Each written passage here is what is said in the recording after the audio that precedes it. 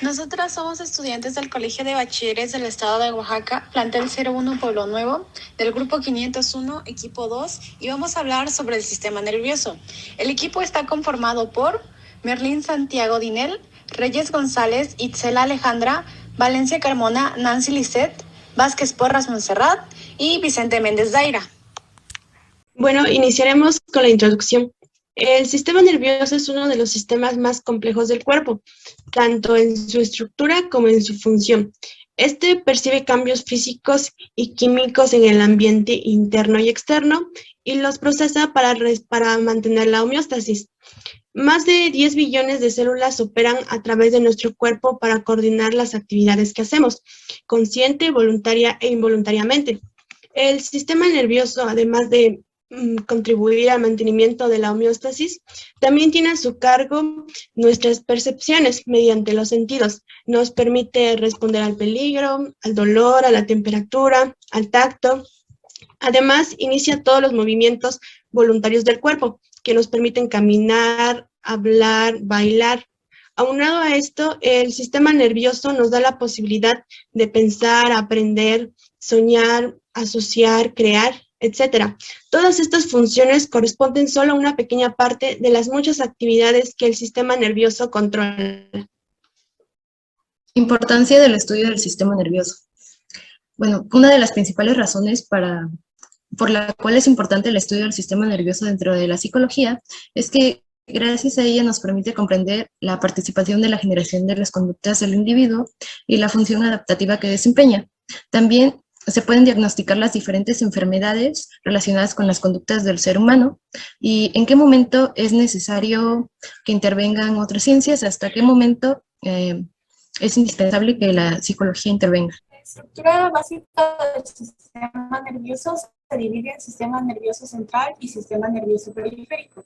El sistema nervioso central está compuesto por el cerebro y la médula, y el sistema nervioso periférico por el sistema nervioso zonal y el sistema nervioso autónomo. El sistema nervioso autónomo, a su vez, se divide en sistema nervioso simpático y sistema nervioso parasimpático. Como ya vimos, el sistema nervioso se divide en sistema nervioso central y periférico. El sistema nervioso central está compuesto por el cerebro, el tallo encefálico y la médula espinal. El encéfalo, a su vez, está compuesto por el cerebro, el cerebelo, el tronco cerebral, el tálamo e hipotálamo. El cerebro recibe y trabaja las señales nerviosas que vienen de dentro y fuera del cuerpo. Está constituido por la sustancia blanca y la sustancia gris.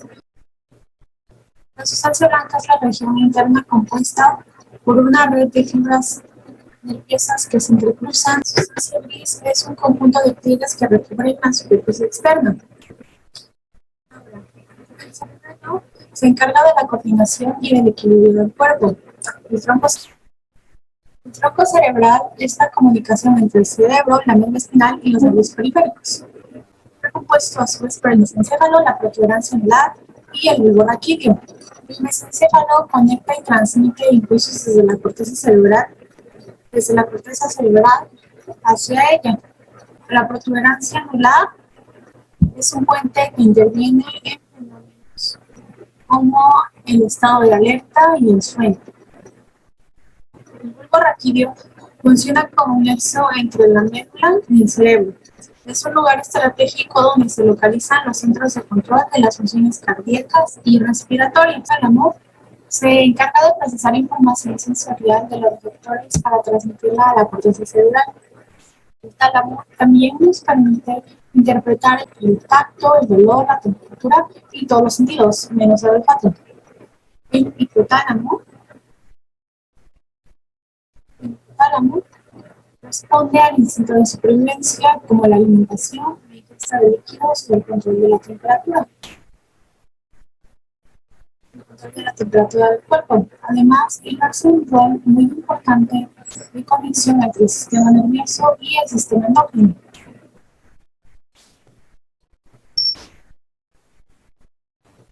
La médula espinal se localiza en la cavidad espinal y va desde el bulbo raquídeo hasta la región lumbar. Que transmiten mensajes desde el cerebro y hacia él a través de 13 pares nerviosas. localizados a cada lado de ella. Se encarga de transmitir la información sensorial y motora, procesar la información antes de enviarla al cerebro y crear reflejos, que son las reacciones inmediatas. El cerebro está dividido en el hemisferio derecho y el hemisferio izquierdo. Cada uno de ellos controla el lado opuesto del cuerpo. Por ejemplo, el hemisferio derecho controla la parte izquierda del cuerpo y el hemisferio izquierdo controla la parte derecha. Estos hemisferios a su vez se dividen en 4 lóbulos, que son el frontal, parietal, occipital y temporal. El lóbulo frontal está relacionado con la memoria a corto plazo y procesos de la producción del lenguaje, la planificación y el comportamiento en los movimientos del cuerpo. Lo parietal procesa la información que proviene de las partes del cuerpo, como el frío o el tacto, que interviene en la coordinación y el reconocimiento del espacio. El lóbulo temporal interviene en la mayor parte de los procesos de la memoria, interviene en el aprendizaje y además es donde se localiza la corteza auditiva. El lóbulo occipital procesa la información visual e interpreta todo lo que vemos. Ahora hablaremos de las áreas de función del cerebro. El área motora se encarga de la contracción muscular. El área sensitiva somática recibe la información de todos los sensores sensitivos ubicados en todo el cuerpo. El área visual detecta puntos específicos de luz y oscuridad y las orientaciones de las líneas y los límites. La sonoridad. El área visual detecta los sonidos específicos de sonido. El área de Wernicke se encarga de la interpretación de los significados de la información sensitiva. El área de la memoria reciente del lóbulo temporal se encarga del almacenamiento a corto plazo de los recuerdos, que puede ir desde pocos minutos hasta algunas semanas. Y el área prefrontal es importante para la elaboración del pensamiento. Ahora yo hablaré sobre la médula espinal. La médula espinal es una estructura que inicia en el agujero magro del cráneo y termina en la primera vértebra lumbar en adultos, mientras que en los niños es un poco más larga porque termina en la tercera vértebra lumbar. A continuación daré algunas características de la médula espinal. Entre ellas tenemos que es blanca brillante, tiene una forma alargada y cilíndrica y está rodeada por la columna vertebral. También podemos destacar que tiene una longitud de 42 a 45 centímetros en el adulto.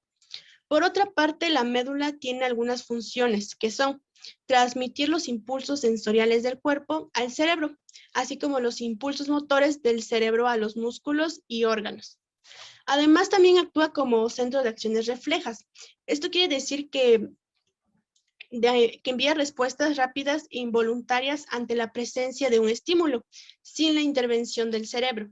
Por ejemplo, cuando nos quemamos, una neurona sensitiva de la mano envía una señal a la médula espinal. De ahí, esta señal llega hasta una interneurona y regresa inmediatamente en forma de reflejo para retirar la mano. Estas respuestas que da la médula generalmente son para nuestra protección contra peligros que puedan haber en el medio. Ahora hablaré acerca de su división, la cual está formada por segmentos según las raíces nerviosas que se ramifican de ella. De estas salen 31 pares de nervios espinales que pasan por los orificios que hay entre las vértebras, y estas se van ramificando para inervar las extremidades y el torso. Cabe destacar que cada segmento se identifica con una letra y un número.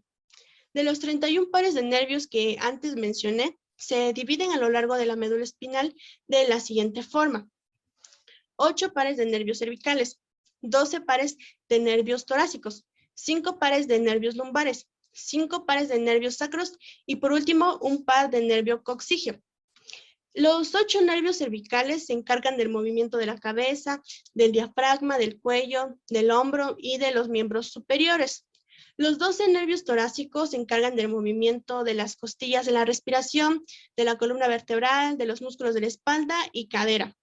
Los 5 nervios lumbares se encargan del movimiento de miembros inferiores. Los 5 nervios sacros se encargan de producir relajación de esfínteres y contracción de paredes musculares. Y el par de nervio coxígeo se encarga de inervar la articulación sacroxígea y una parte del elevador del ano. Ahora hablaré sobre el corte transversal de la médula, en la cual podemos encontrar dos sustancias. Una es la sustancia gris y la otra es la sustancia blanca. En la sustancia gris, esta tiene una forma de H o de mariposa y se compone de cuerpos celulares y axones amielínicos. Estos cuerpos celulares se agrupan en dos tipos de núcleos. Como primer grupo tenemos a los núcleos sensitivos que se encargan de recibir y transmitir la información sensitiva de los receptores periféricos. Y como segundo y último grupo están los núcleos motores, que estos emiten las órdenes motoras a los efectores periféricos, como los músculos estriados. Esta sustancia tiene 4 extremos que reciben el nombre de astas. En ellas se encuentran 2 astas posteriores o dorsales y reciben este nombre porque se dirigen hacia nuestra espalda. También tenemos 2 astas anteriores o ventrales que se dirigen hacia nuestro vientre. Algo que hay que destacar es que las astas anteriores son más cortas que las posteriores, como se muestra en la imagen. Para finalizar con esta sustancia, podemos encontrar en su centro un canal angosto que se llama canal del epéndimo. En este canal circula el líquido cefalorraquídeo. Por otra parte, la sustancia blanca rodea la sustancia gris y está formada por haces de axones mielínicos de neuronas sensoriales y motoras. Los haces sensitivos o aferentes son los que conducen los impulsos sensitivos hacia el encéfalo, mientras que los haces motores o eferentes son los que transportan los impulsos del encéfalo hacia los músculos esqueléticos. Como ya mencioné, el color blanco de esta sustancia se debe a la alta proporción de fibras nerviosas mielínicas. Como último punto, hablaré brevemente sobre los 12 pares craneales. Estos pares salen del encéfalo y se dirigen a distintas partes de la cabeza, excepto uno, que este va al corazón y al estómago. Estos pares de nervios craneales se nombran con números según su localización y los nombres que reciben es de acuerdo a su distribución o a la función que cumplen. De esta forma tenemos los pares, que son par número 1, nervio olfatorio, par número 2, nervio óptico, par número 3, nervio oculomotor, par número 4, nervio troclear, par número 5, nervio trigémico, par número 6, nervio abducens, par número 7, nervio facial, par número 8, nervio auditivo, par número 9, nervio glosofaringeo, par número 10, nervio neumogástrico o vago, par número 11, nervio accesorio y par número 12, nervio hipogloso. Y bueno, esto es todo referente a la médula espinal. Empecemos con el sistema nervioso periférico. Esta es la transmisión de los impulsos electroquímicos que permiten el funcionamiento de un gran número de procesos biológicos. Este se divide en sistema somático y autónomo.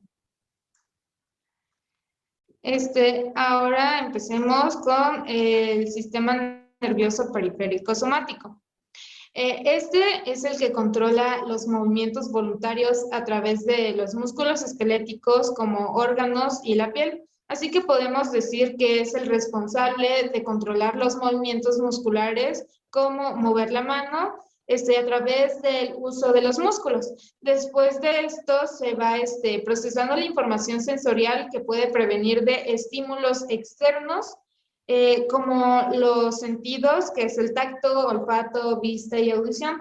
Las neuronas motoras extraen una serie de información que transcurren a través del cuerpo en una forma química procedentes del medio interno y externo. Estas neuronas reciben señales que se transforman en impulsos nerviosos en los que pueden contraerse o relajarse, propagando la información y transmitiendo a otras neuronas, glándulas o músculos. Con todo esto hay una sinapsis química, como lo podemos ver en la imagen de hasta abajo. Estas están separadas por un espacio sináptico y cuando llega la información sensorial a los axones, se activan ciertos canales de calcio que son los que provocan una unión de las vesículas y la liberación de neurotransmisores. Prácticamente podemos decir que están uniendo los receptores específicos, generando así una acción. Ahora, para entender esta dispositiva, tenemos que saber que este sistema está formado por nervios aferentes y eferentes. Los aferentes son los que envían información al cerebro y a la médula espinal como los 5 sentidos. Y los eferentes envían la información desde el cerebro a las fibras musculares esqueléticas, que son las que están repartidas por todo nuestro cuerpo y dan órdenes de movimiento voluntario desde el sistema nervioso central al cuerpo. Un ejemplo, podemos decir que, como en esta imagen, al agarrar la lumbre de la vela, manda impulsos aferentes desde los receptores a la médula espinal. Y esta información, cuando llega a la corteza cerebral, la persona se hace consciente de que se está quemando y después manda impulsos eferentes hacia los músculos esqueléticos para que la persona suelte la vela y se deje de quemar. Ahora vamos con el sistema nervioso periférico autónomo, que es el que recibe y envía la información a los diversos órganos del cuerpo para poder regular y estimular correctamente sus funciones de manera involuntaria. Participa en diversos procesos como control de los reflejos, las acciones involuntarias, la presión sanguínea, la respiración, la digestión, entre muchos otros. Está compuesto por fibras sensitivas y motoras que conectan a diversos órganos como los ojos, el corazón, el pulmón, el estómago, el colon, entre muchos otros. Este sistema autónomo se divide en sistema nervioso simpático y parasimpático. Ahora explicaré las funciones del sistema parasimpático y su concepto. Es el que manda órdenes a los órganos, prácticamente envía señales al cerebro para que éste libere acetilcolina y llegue a las neuronas encargadas de relajar los músculos y órganos. Todo esto es de manera involuntaria, porque nosotros no le podemos decir a los órganos qué hacer, sino que ellos saben su función. Y algunos de las funciones es que contrae la pupila, reduce el latido cardíaco, disminuye o estimula la actividad digestiva. Ahora explicaremos la función del sistema nervioso simpático. Está conformado por los nervios y las neuronas, que son las que se encargan de poner a nuestro cuerpo en un estado de alarma, ya que cuando el cerebro manda una señal por alguna situación como el estrés, este sistema envía un mensaje a los músculos y glándulas de nuestro organismo para que tengan una reacción a nuestro cuerpo, y todo esto es de manera voluntaria. Algunas de sus funciones son que dilata la pupila, inhibe la salivación y la actividad digestiva y contrae el recto, entre muchas otras cosas. Y con esto terminamos esta parte del tema y vamos con mi compañera. Yo les hablaré acerca de la anatomía y fisiología del tejido nervioso. El tejido nervioso es todo ese conjunto de células especializadas que precisamente se encuentran en el sistema nervioso. En esta ocasión nos vamos a centrar en su componente principal, que son las neuronas. Las neuronas son esas células que tienen el objetivo de mandar y recibir señales a manera de comunicación entre las células. Las funciones de las neuronas son básicamente las principales del sistema nervioso, como es la sensibilidad, es decir, de los sentidos, el pensamiento, la memoria, la actividad muscular y la regulación de la secreción glandular. La anatomía y fisiología de la neurona se compone de la siguiente manera. encontramos el cuerpo celular, que es donde se encuentra el núcleo, que está rodeado de citoplasma, y en ese citoplasma se encuentran los organelos que ya conocemos, como los lisosomas, el aparato de Golgi y las mitocondrias, por mencionar algunos. Del cuerpo celular se desprenden las dendritas, que son prolongaciones finas y ramificadas que tienen la función de comunicarse entre las demás neuronas. Del mismo cuerpo celular se desprende el axón, que es una prolongación larga cuya función es el transporte de dicha comunicación, de dicho impulso más bien, entre las neuronas. Este axón está recubierto por una vaina de mielina, que su función es incrementar la velocidad en la que el impulso viaja. Esta vaina de mielina no es 100% lisa, es decir, va dejando diferentes espacios vacíos a los cuales les llamamos nudos. Siguiendo este recorrido del axón, llegamos a la terminal del axón, que es el extremo precisamente, de donde se desprenden los botones sinápticos.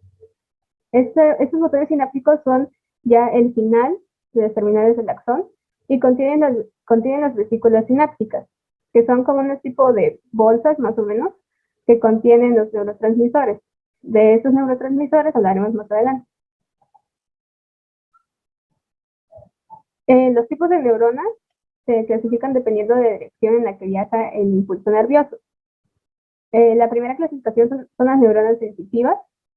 Estas neuronas sensitivas permiten el paso del impulso, ya sea de algún receptor, como puede ser la piel, los órganos, las vísceras, a la médula espinal y al encéfalo. Podríamos decir que hace el camino de ida. También tenemos a las neuronas motoras, perdón. Esas neuronas motoras transmiten el impulso de la médula espinal y el encéfalo hacia los órganos efectores, que bien puede ser los músculos o alguna glándula. Y aquí podríamos decir que hace el camino de regreso. Y entre estas dos neuronas encontramos las neuronas de asociación, o interneuronas. Estas se encargan de unir a la neurona sensitiva y a la neurona motora para crear una conexión entre ellas y se localizan en el encéfalo y la médula espinal.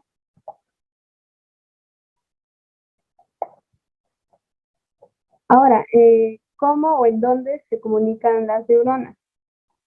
La comunicación se da en un lugar llamado sinapsis, que es donde precisamente se transfiere este impulso nervioso a otra célula, que puede ser alguna neurona, una fibra muscular o una célula glandular.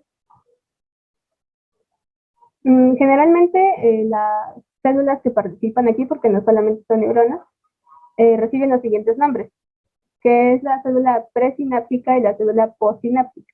La célula presináptica es la que manda el impulso y la célula postsináptica es la que recibe el impulso.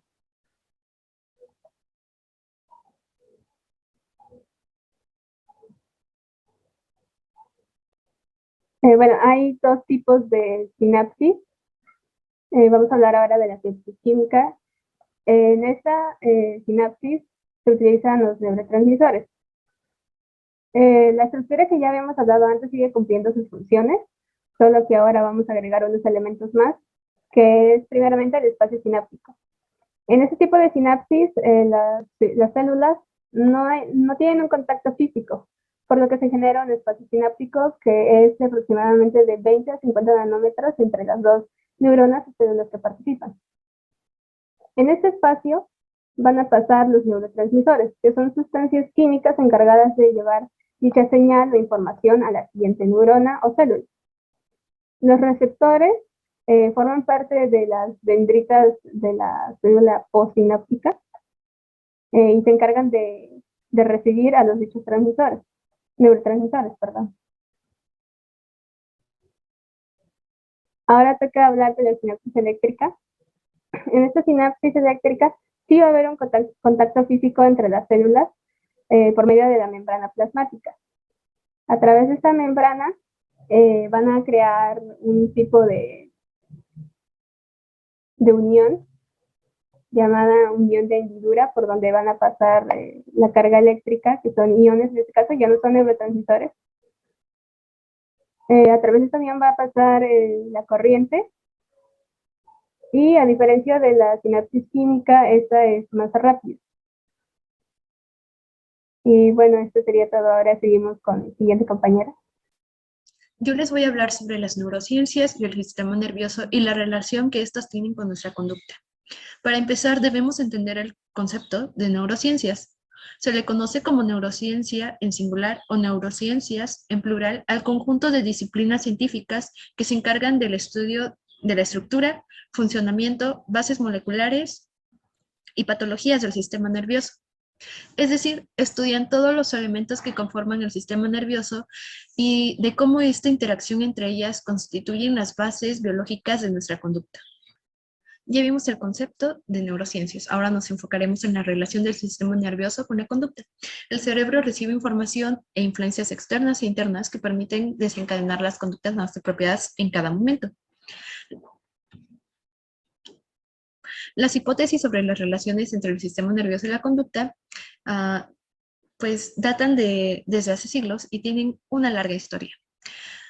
De hecho, se considera que la primera hipótesis la tuvo Platón, ya que Platón dividió las facultades mentales y conductuales en 3 categorías, cada una en un nivel diferente del sistema nervioso central y en el nivel correspondiente del cuerpo.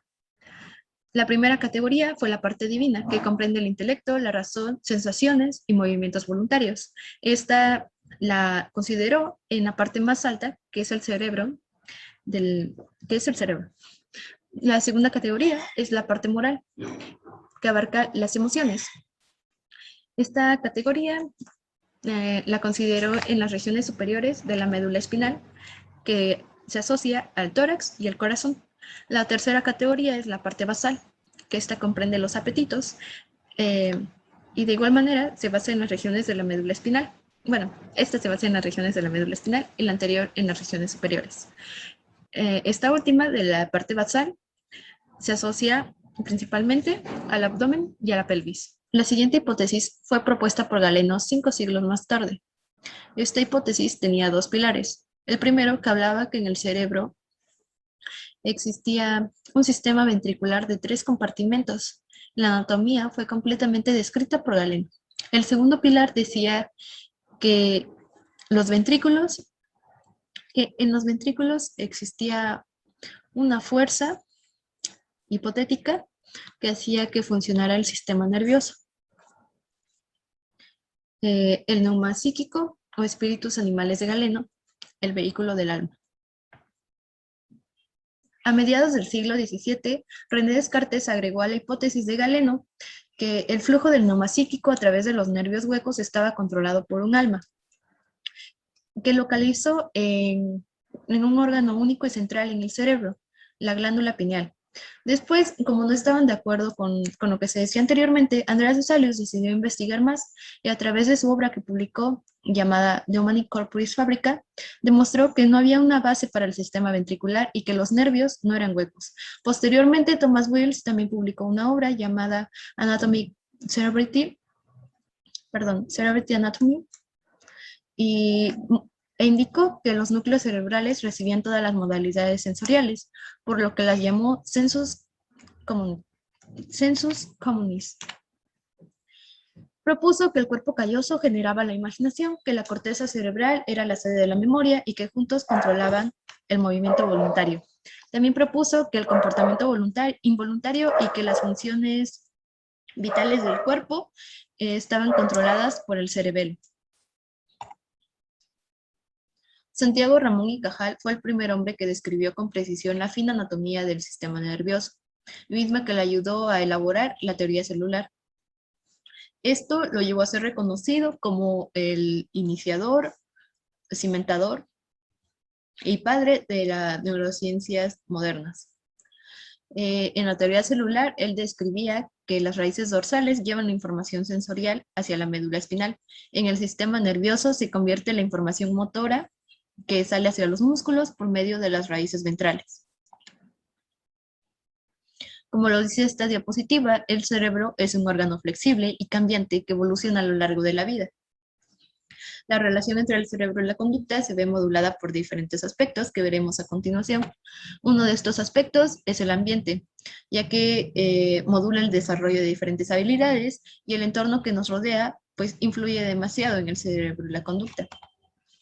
En la filogenia, herencia de la especie, también tiene relación con la anterior, que es el ambiente, ya que a medida que evolucionamos como especie, el cerebro va experimentando cambios para enfrentar las demandas del entorno. Por ejemplo, en esta imagen se puede ver cómo ha ido evolucionando nosotros, el ser humano, ya que antes no pensábamos ni actuábamos igual a como lo hacemos ahora.